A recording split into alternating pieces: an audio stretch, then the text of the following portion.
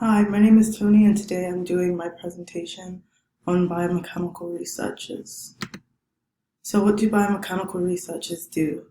They conduct research on topics such as biomechanics and kinesiology, and they typically work in teams to ensure that the products that they design are going to improve the overall performance of the clients as well as minimize strain and eliminate the event of an injury.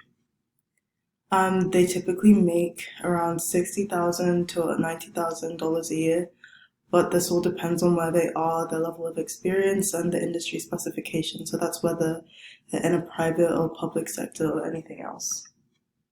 The education that's needed to become a biomedical mechanical researcher is you have to have your postgraduate degree in either kinesiology, biomechanical or biomedical engineering, human movement engineering, ergonomics, or any relevant field that has to do with biology or applied physics.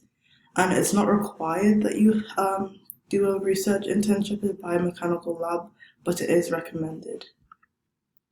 And then the skills that you need to become a biomechanical researcher is you have to have critical thinking skills. You need to be able to have judgment and decision-making skills, computing and statistical skills, organizational skills, and you have to be interested in learning about new technologies. Why should you become a biomechanical researcher? Well, the pros are that there is interesting research. You do get to work in teams. The pay is fairly good, and you have the freedom to work with your imagination to come up with better ideas to make people's lives better. But the cons are it takes up to at least 5 years because of your undergraduate and postgraduate degree, and it's a fairly sedentary job, so you don't move around very much. But those are the only cons I could think of. And yeah, that's it.